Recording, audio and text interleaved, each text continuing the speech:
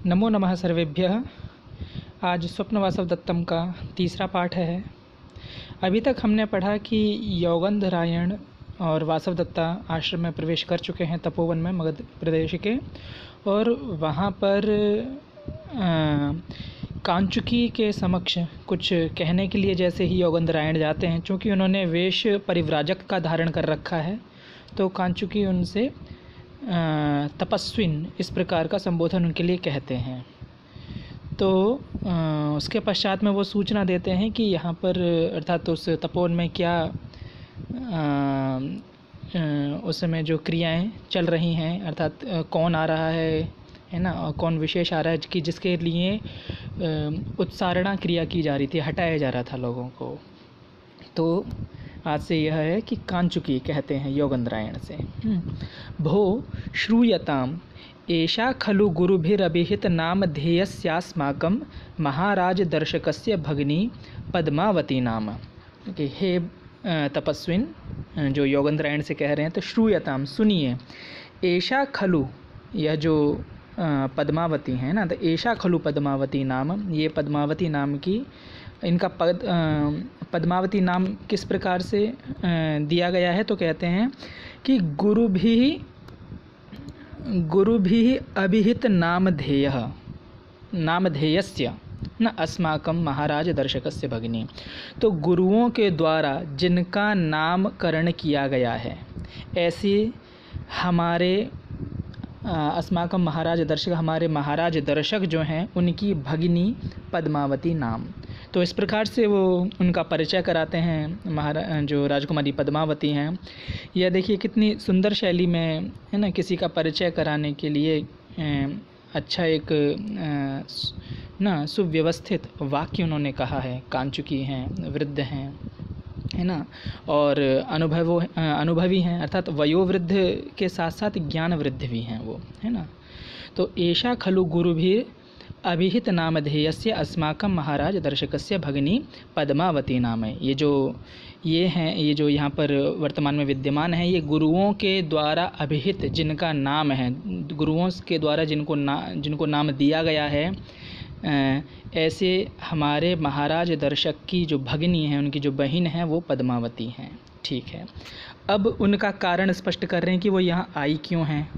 तो कह रहे हैं कि सईशा, वही है ना, स एषा, सा एषा, है ना, तो वही ये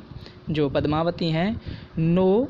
नह अर्थात हमारी महाराज मातरम, जो हमारी महाराज की माता हैं, है ना, कौन, महादेवी। तो महाराज मातरम महादेवीम आश्रमस्थाम अभिगम्या अनुज्ञाता तत्र भवत्या राजगृहमेव यास्यति।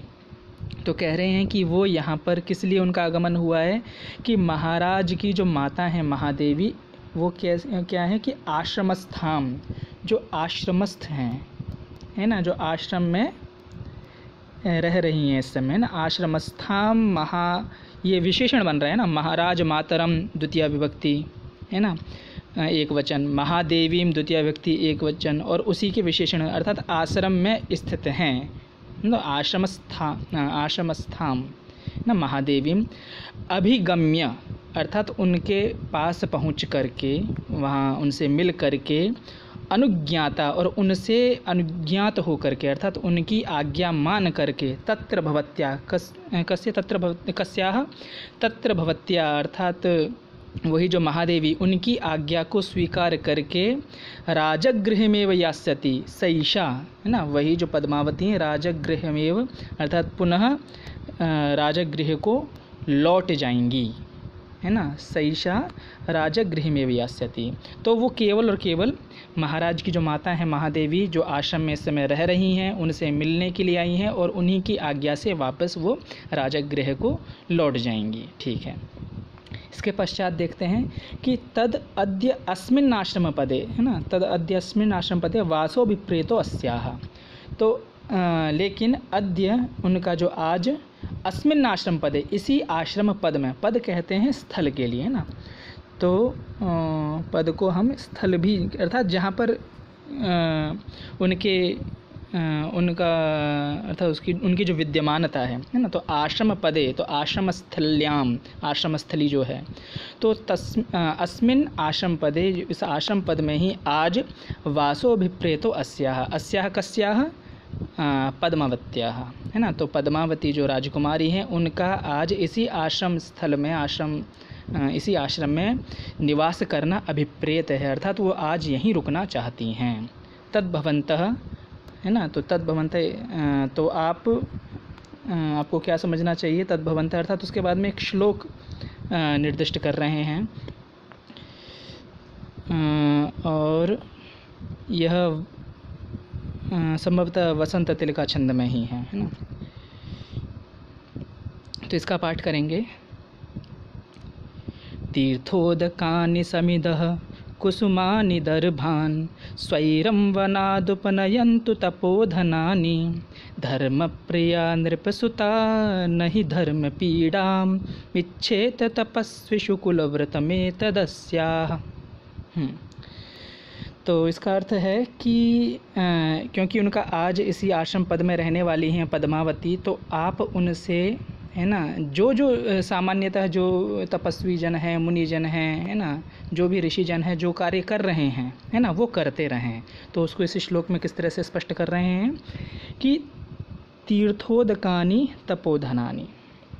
है ना, कि जो तपोधन हैं, अर्थात यहाँ के जो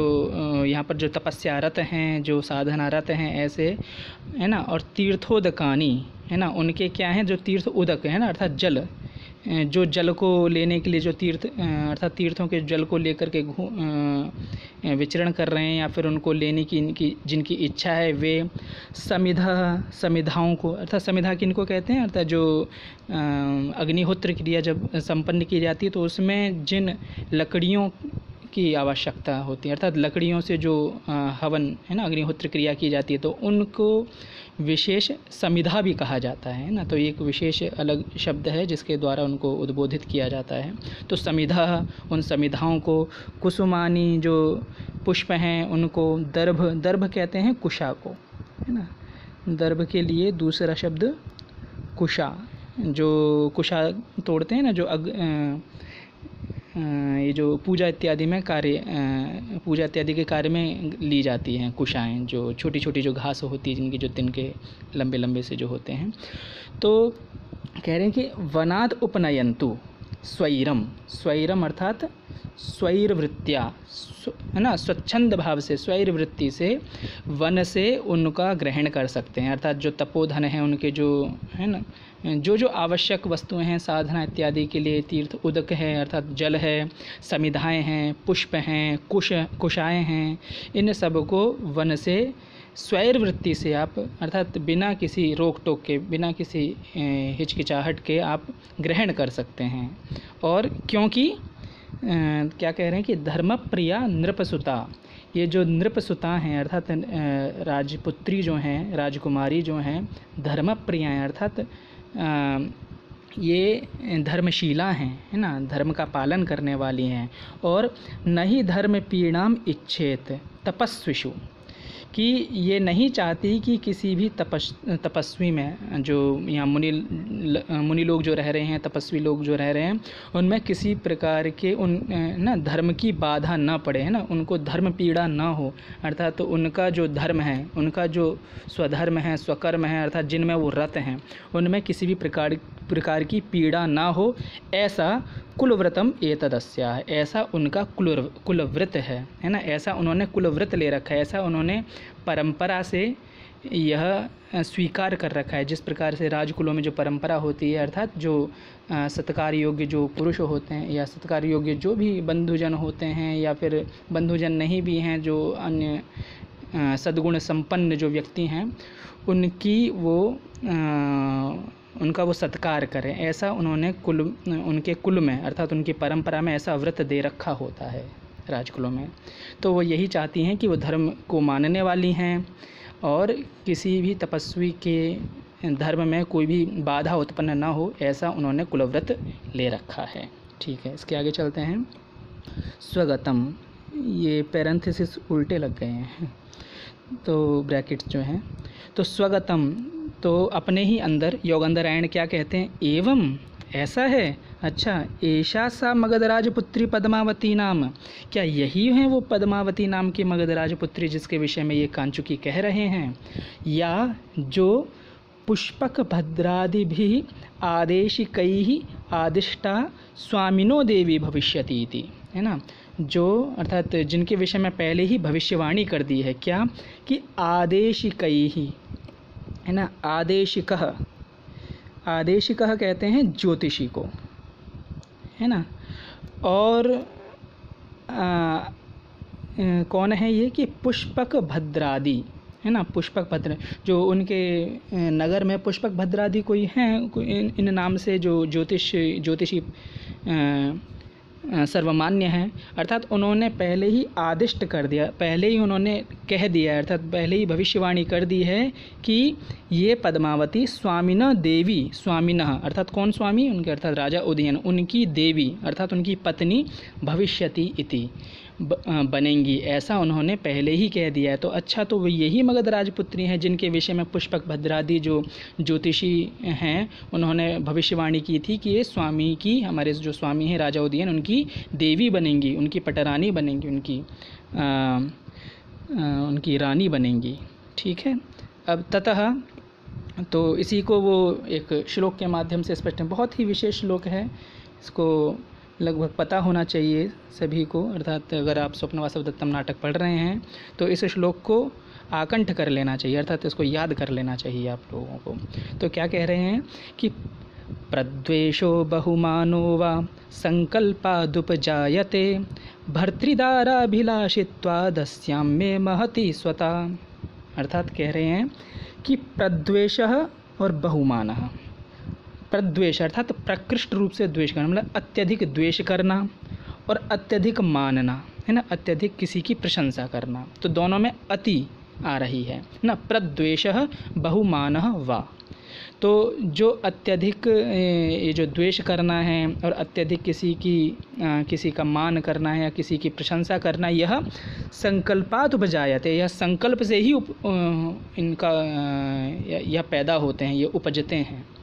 अर्थात कह रहे हैं कि जो हमारे अंदर जो एक वृत्ति होती है ना कि किसी के प्रति द्वेष भावना या किसी के प्रति हम, है ना, किसी के प्रति मित्र भावना रहती है ना, शत्रुवत व्यवहार, मित्रवत व्यवहार, ये जो करते हैं, केवल और केवल संकल्प से ही हमारे मन में उत्पन्न होता है। अगर हमने संकल्प कर रखा है कि नहीं ये मेरा मित्र है, यह मेरा शत्रु है, अर्थात यह हमारे ही मन की वृत्ति है ना, उसी से यह द्वेष भावना और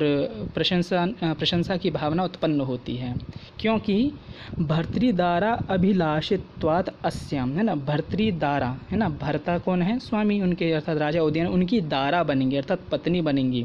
तो इस इच्छा को लिए हुए, है ना, अभिलाषित्वात् कि ऐसी इच्छा की भावना, है ना, कि अभिलाषः अभिलषति तस्य भावः, है ना, उसका भाव कि यह मेरे स्वामी की पत्नी बनेंगी, इस अभिलाषा से, इस अभिलाषा के भाव से अस्याम कस्याम पद्मावत्याम, है ना, मैं महती स्वता, इनमें मेरी महती बहुत अत्यधिक स्वता, है ना, ममता, है ना, वह जागृत हो रही है। तो ये देखिए ये कितना अच्छा प्रयोग है जिसका आप कर सकते हैं कि अस्याम में महती स्वता। आप किसी के प्रति यह कह सकते हैं कि आप अपने जैसे भाई अपने बहन के प्रति कह सकता है या फिर प्रेमी अपनी प्रेमिका के प्रति, है ना, इस प्रकार से यह सामान्य रूप से इसका हम संभाषण शैली अपने संभाषण में प्रयोग कर सकते हैं कि कह सकते हो कि जो मेरी माता हैं, अस्याम में महती स्वता, ये जो इन माता के प्रति मेरा विशेष प्रेम है, अर्थात मेरी इनकी अर्थात मेरा अपनापन बहुत अत्यधिक है ना, इस प्रकार का प्रयोग हम कर सकते हैं अपनी भाषा शैली में। तो समझ ही सकते हैं कि कितना विशेष श्लोक है। इसके आगे चलते हैं। तो वासव दत्ता भी स्वगतम, वो भी अपने अंदर कह रही हैं। ये मैंने पहले ही कह दिया था कि जैसे जो स्त्री पात्र हैं, चेटी है, आगे तापसी भी है ना, तो ये सब इनका प्राकृत पाठ है, लेकिन मैंने प्राकृत पाठ हटा दिया है, तो संस्कृत छाया जो है मैं उसी के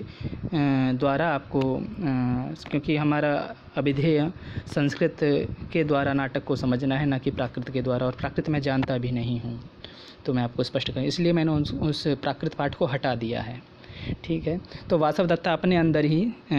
अपने मन में ही क्या कहती हैं कि राजदारिकेति श्रुत्वा भगनिका स्नेहो अपि मेत्र संपद्यते, कि राजदारिका है ना, दारिका होती है पुत्री है ना, और दारकः होता है पुत्र, तो राजदारिका राजपुत्री है ना, राजकुमारी, ऐसा सुन करके इति श्रुत्वा ऐसा सुन करके भगनिका स्नेहोपि मित्र संपद्य, भगनी का है ना, जो का यहाँ पर जो प्रत्यय कर दिया ना, भगनी तो होता है बहन, तो भगनी का अर्थात भगनी जैसा,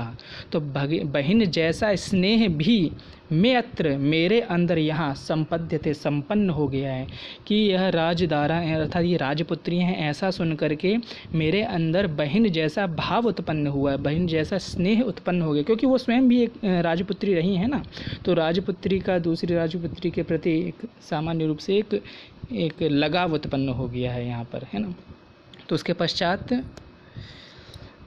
ततः प्रविशति पद्मावती सपरिवारा चेटीजा। देखिए यहाँ पर ना अभी तक पद्मावती ने प्रवेश नहीं किया था, केवल और केवल कांचुकी उनके विषय में बता रहे थे कि पद्मावती जो हैं वो जो आने वाली हैं वो महाराज दर्शक की बहन हैं, जिनका यहाँ पर आगमन होने वाला है। तो उसी के प्रत्युत्तर में वासवदत्ता और यौगंधरायण अपने मन में क्या सोचते हैं उनके विषय में, तो यही अभी तक देखा। अब वास्तव में पद्मावती अपने परिवारजनों, परिवार से तात्पर्य अर्थात उनके साथ में जो चेटी इत्यादियाँ जो है ना सखियाँ वो सब रहती थीं और सेवक गण, तो वो सब के साथ में प्रवेश करती हैं। और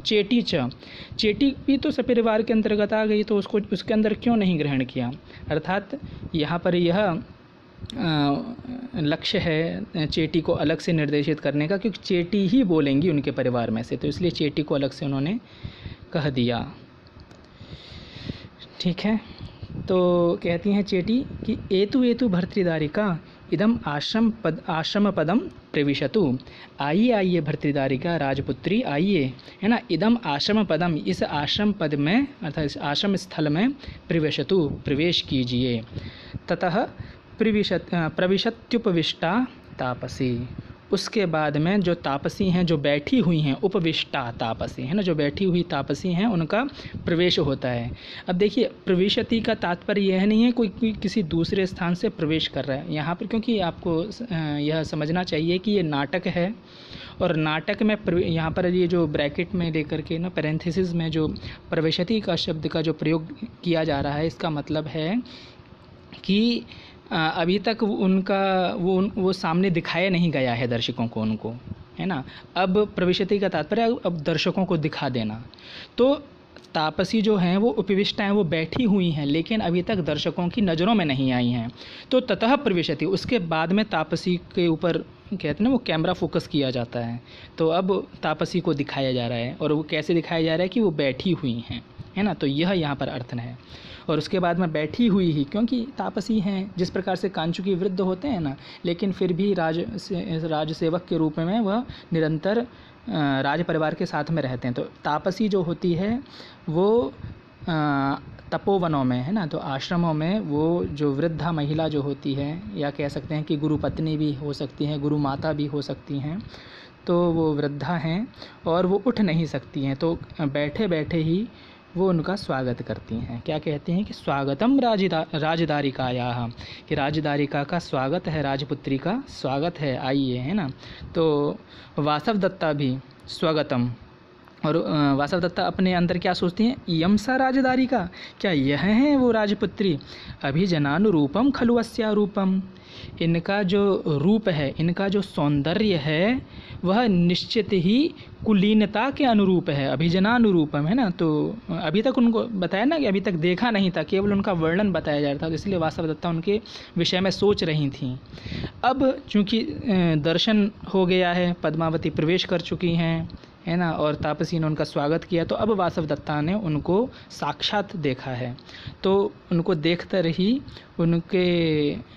रूप सौंदर्य का वर्णन, है ना, अपने अंदर ही कर रही हैं कि देखो कितना सुंदर रूप है इनका है, और यह कुलीनता के अनुरूप है। अर्थात जिस प्रकार से एक शालीनता उनके चेहरे पर नज़र आ रही है, वैसे ही इन राजदारी के, इन राजपुत्री के चेहरे पर मुझे दिखाई दे रही है। ठीक है। अब इसके पश्चात में पद्मावती, है ना, क्योंकि तापसी ने उनका स्वागत किया, तो पद्मावती आर्ये वंदे, हे आर्य मैं आपका वंदन करती हूँ, मैं आपको नमस्कार करती हूँ ना, वंदे। तो तापसी उनके उत्तर में कहती कि चिरम जीव, है ना, चिर काल तक जीवित रहो, प्रविशा जाते, हे जाते, है ना, जाता अर्थात जिसका जन्म हो गया, तो अर्थात पुत्री को लेकर के जाते, हे पुत्री प्रवेश कीजिए, प्रवेश कीजिए। तपोवनानि नामातिथि जनस्य स्वगेहम, ये जो तपोवन होते हैं ना, ये नामातिथि जनस्य, जो नामतः प्रकाशतः जो अतिथि हैं उन जनों के लिए स्वगेही ही है, अर्थात अपना घर के समान ही है, अपने घर के समान ही उनको समझना चाहिए। जो अतिथि जनों को किनको समझना चाहिए? जो तपोवन होते हैं, अर्थात तपोवन में अतिथियों को तो सत्कार किया ही जाता है, और आप सबको पता होगा कि हमारी परंपरा में अतिथियों को देव कहा जाता है, और यह पंक्ति भी सर्वज्ञात है ना, अतिथि देवो भवः।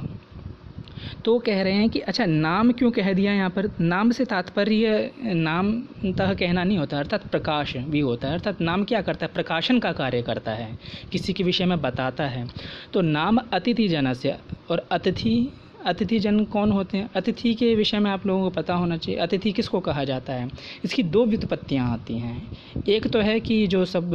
साधारणतः सबको पता होती है कि अविद्यमानः तिथिर् यस्य स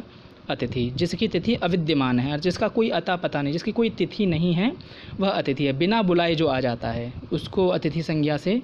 अभिहित किया जाता है। दूसरी व्युत्पत्ति जो है कि अत धातु है, अत सातत्य गमने, और इथिन प्रत्यय, औणादिक प्रत्यय किया जाता है इसमें, है ना, इथिन, और अत धातु है, तो अत इथिन, तो अतिथि, है ना, इस प्रकार से रूप सिद्ध होता है। औणादिक प्रत्यय औणादि कोश में महर्षि पाणिनि का जो औणादि कोश है उसमें इसकी व्युत्पत्ति की गई है, जिसका अर्थ लिया गया है कि अतति गच्छति निरंतरम, जो निरंतर चलता रहता है ना, अतति, है ना, सतत रूप से, निरंतर रूप से जो चलता रहता है, और बहुकालम न तिष्ठति, और जो बहुत काल तक रुकता नहीं है, तो उसी को अतिथि कहा जाता है। और एक और है कि मनुस्मृति में कहते हैं कि एक रात्रम तु निवसन अतिथि, ना, जो केवल और केवल एक रात्रि पर्यंत जिसका निवास होता है ना, एक रात्रि से अधिक नहीं रहता है अतिथि। अब इसका मतलब यह नहीं कि अतिथि, अगर अतिथि देवो भव, है ना, अतिथि को हम देवता मान रहे हैं, उसकी कोई तिथि नहीं, कभी भी आ जा रहा है, तो उसके लिए भी सीमाएं हैं, अर्थात वह अपने मनमर्जी से नहीं रह सकता है, और वह उसका निरंतर चलता रहना चाहिए। किसी भी स्थान पर वो बहुत काल तक नहीं रह सकता, बल्कि यह भी निर्धारित कर दिया कि एक रात्रि, है ना, ब्राह्मणः स्मृतः एक रात्रम तु निवसन अतिथि, यहाँ मनुस्मृति में वचन है कि एक रात्रि तक ही अतिथि को निवास करना चाहिए वास्तव में। तो और स्वयं पद्मावती का भी एक रात्रि के लिए निवास है, बता दिया था कि अगले दिन यहाँ पर आज राजमाता से मिलेंगी और अगले दिन यहाँ से प्रयाण कर जाएंगी वापस, है ना, राजगृह के लिए। तो तपोवनानि नामातिथि जनस्य स्वगेहम, ये जो तपोवन है, ये जो तपोवन होते हैं, ये जो अतिथि जन होते हैं उनके घर के समान ही हम इसको समझना चाहिए। ठीक है। इसके बाद में पद्मावती कहती हैं कि भवतु भवतु आर्ये विश्वस्तास्मि, मैं विश्वस्त हो चुकी, मुझे विश्वास हो गया है, और अनेन बहुमान वचनेन अनुगृहीतास्मि, इस बहुमान वचन अर्थात यह जो आपने आदर सत्कार पूर्वक ये मेरे प्रति जो वचन कहे हैं, इनसे मैं अनुगृहीत हो चुकी हूँ। हाँ, अर्थात मैं आपका आभार व्यक्त करती हूँ इन वचनों के प्रति। अब देखिए कितना सुंदर शब्द है, हमारे पास में धन्यवाद वचन करने के लिए क्या शब्द होते हैं या फिर क्या वाक्य होते हैं। केवल हम कहते हैं कि धन्यवाद,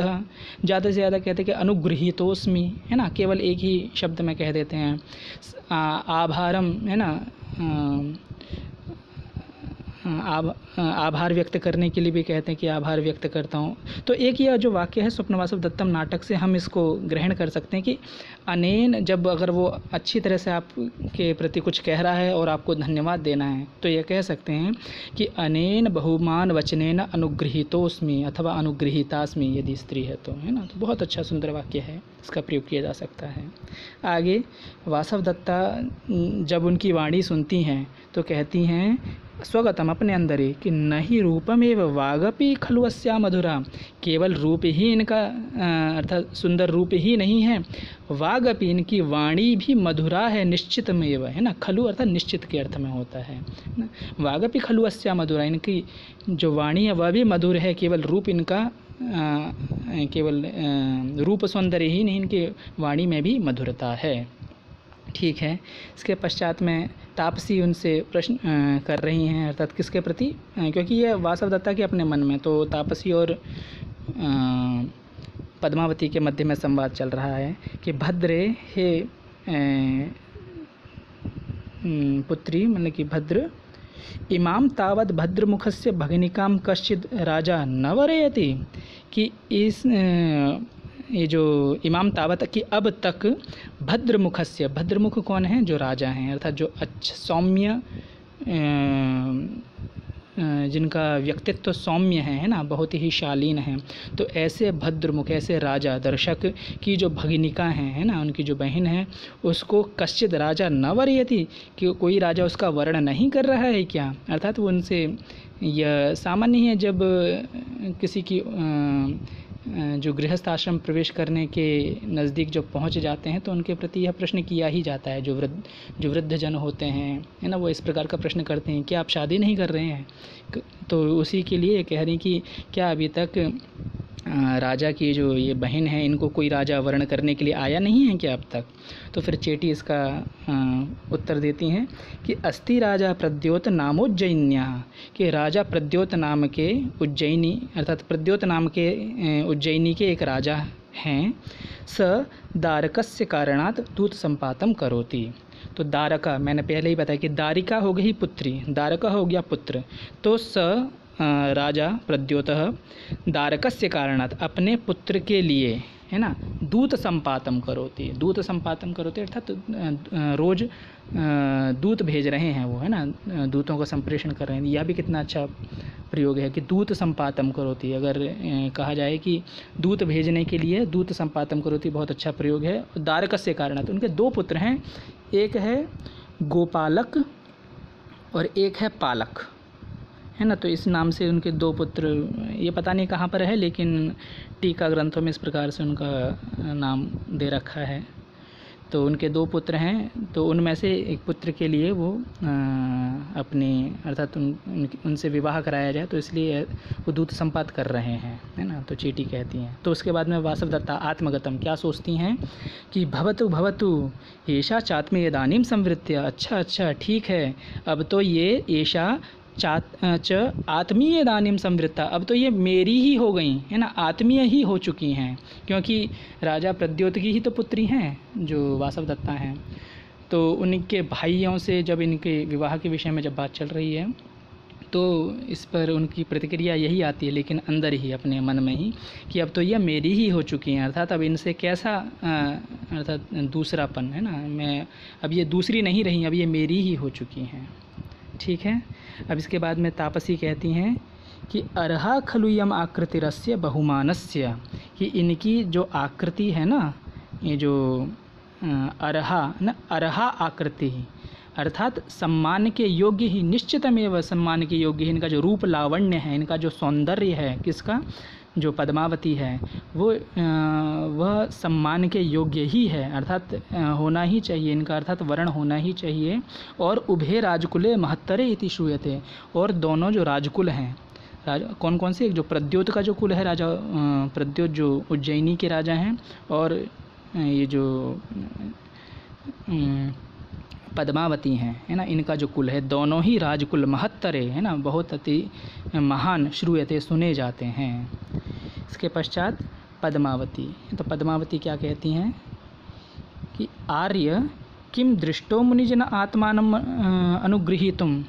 क्या कोई मुनिजन दिखाई दिया कि जो मुझे अनुगृहित कर सके। अर्थात मैं अब आश्रम में आई हूँ तो किसी का, अर्थात मेरा भी भला हो जाए, किसी अन्य का भी भला हो जाए। अन्य का कि अर्थात मैं जिस प्रकार का भी दान कर सकती हूँ वो मैं करूँगी, और मेरा भला इसमें क्या है कि मुझे इस दान देने का, अर्थात ये जो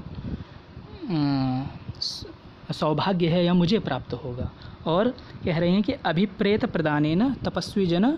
उपनिमंत्र्यताम तावत कह